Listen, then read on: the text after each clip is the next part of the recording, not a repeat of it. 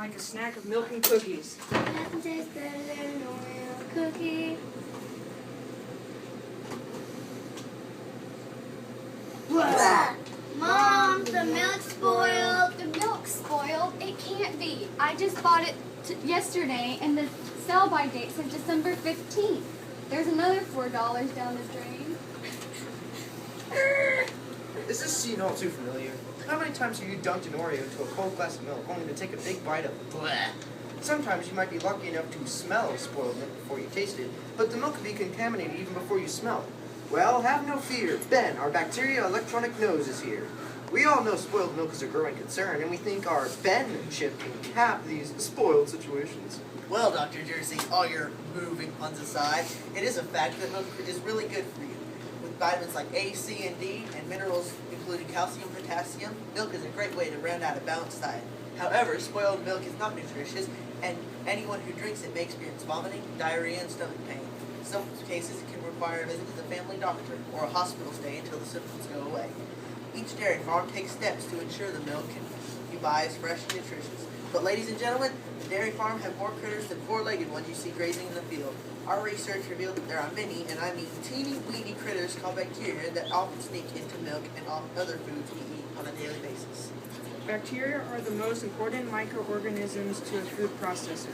Most are harmless, some beneficial, some indicate the possibility of filth, spoilage, and others called pathogens cause disease. All bacteria reproduce by dividing into two cells. Under the best conditions, this doubling may occur every 15 minutes, so in 5 hours there will be more than 1 million cells from the original single cell. Milk can be contaminated. Contaminated or spoiled by many types of bacteria, but we choose to focus on the gas-forming bacteria, which occur as a result of lactose fermentation, which makes the milk taste bad and smell sour. As a part of our research, we visited 2 facilities that are really moving in the dairy business. Sweetwater Valley Farms and Mayfield Dairy gave us a hands-on look at what takes place before milk is put on the shelf in your grocery. Sweetwater Valley Farms has over 1,900 cows, each which produces 9 gallons of raw milk per day. 20% of the milk is used to make cheese, and the remainder is transported by truck to Mayfield Dairy to be used to make ice cream and good old chocolate milk. But before it leaves the farm, steps are taken to make sure the milk is free from spoilage or contamination. First, everything from the food the cows eat to the stainless steel pipes and tubes the milk is exposed to and transported in is inspected and sanitized each day. The food the cows eat can affect the flavor and safety of the milk, so care is taken to secure a safe supply of ingredients that result in wholesome milk for manufacturers and consumers. Even the cow's udders are sanitized to ward against exposure to harmful bacteria when the milk is extracted. Then the milk undergoes pasteurization, which heats the milk to 161 degrees for 15 to 20 seconds and then cools it immediately. This process slows microbial growth and gives the milk a shelf life of 2 weeks. And here, ladies and gentlemen, is where things really heat up.